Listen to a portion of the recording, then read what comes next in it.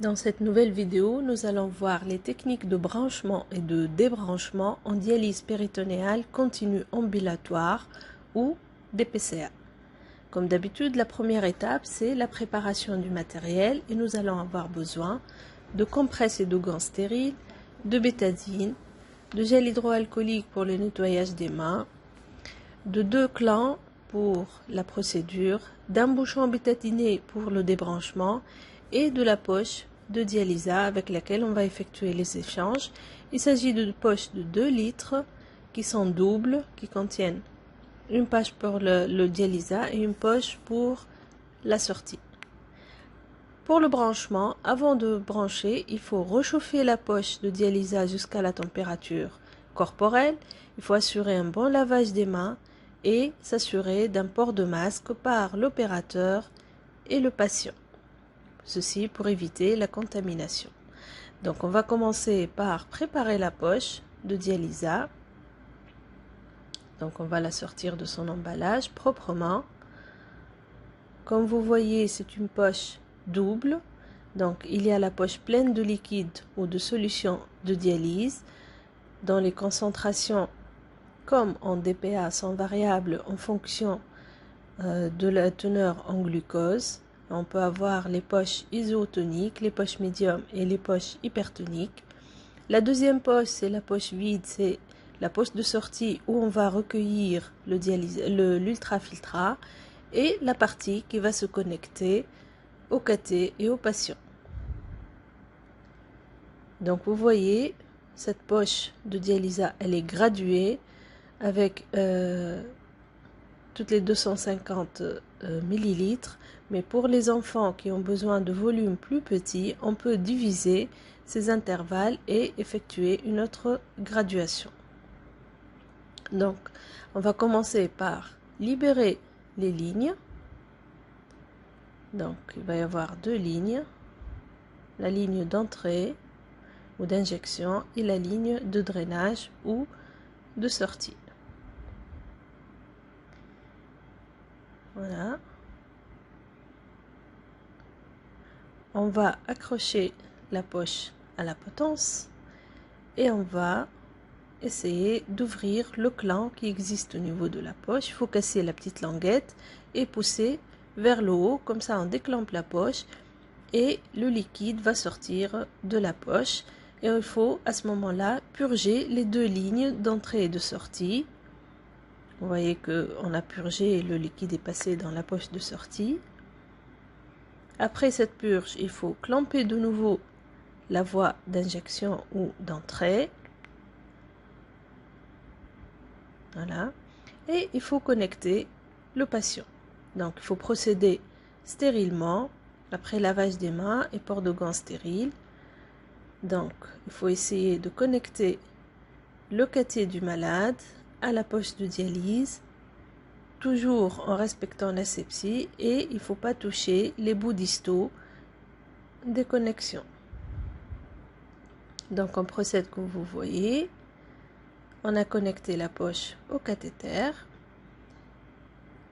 et il ne faut pas oublier de bien sûr déclamper le cathéter en faisant tourner la partie blanche, le clan du cathéter. Voilà, comme ça le cathéter il est déclampé et on peut injecter le liquide dans la cavité péritonéale. On va bien sûr protéger le cathé par des compresses stériles. Voilà. Et on va pouvoir commencer la première phase du cycle qui est la phase d'injection. Donc il faut s'assurer de clamper la ligne de sortie pour que le liquide injecté passe dans la cavité abdominale et non pas dans la poche de sortie. Il faut déclamper la poche d'injection ou la ligne d'injection et il faut laisser passer la quantité requise de liquide dans la cavité abdominale. Vous voyez, quand on va injecter, il faut essayer de tenir la poche à l'horizontale pour injecter correctement le volume. Elle ne doit pas être inclinée, sinon on aura un volume faussé. Une fois le volume requis instillé dans la cavité abdominale, on va clamper de nouveau la ligne d'injection ou d'entrée et on va entamer la deuxième phase qui est la phase de contact ou de stase pendant laquelle les deux voies sont clampées comme vous pouvez le voir. La durée de cette phase est variable en fonction des objectifs de la dialyse et du programme. Et à la fin de cette phase de stase, nous allons passer à la phase de drainage et donc on va déclamper la voie de drainage ou la voie de sortie et on va garder la voie d'injection clampée. La phase de drainage dure généralement entre 20 à 30 minutes. Et donc le liquide, l'excès de liquide va passer de la cavité abdominale dans la poche de sortie. Et à la fin de chaque cycle, il faut noter la quantité ultrafiltrée au niveau de la poche. Cette procédure va se répéter plusieurs fois et à la fin de la séance, on va débrancher le malade et avant le débranchement, il y a les mesures d'asepsie et d'hygiène à respecter.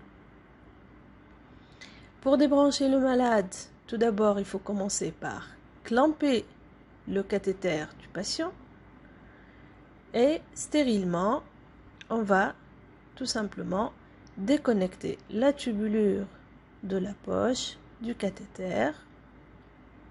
Voilà, il faut faire tourner toujours sans toucher les bouts. Et enfin, on va fermer par le bouchon stérile bétadine.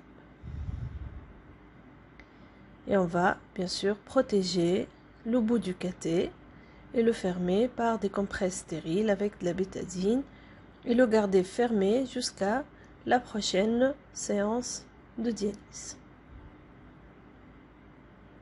Voilà, donc il faut bien entourer le cathé, il faut le fermer pour éviter le risque infectieux.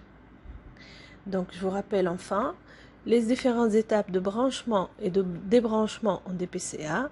Donc la préparation du matériel, la préparation de la poche de dialysa, l'ouverture du clan de la poche de dialysa, la purge des lignes d'injection et de drainage, le clampage des deux voies, la connexion de la poche au malade, l'ouverture du clan du cathéter DP et entamer le cycle. Donc l'injection au cours de laquelle la voie d'injection est déclampée et la voie de drainage est clampée, la phase de stase où les deux voies sont clampées, la phase de drainage où la voie d'injection est clampée et la voie de sortie est déclampée, et enfin la dialyse quand le nombre de cycles requis s'est terminé.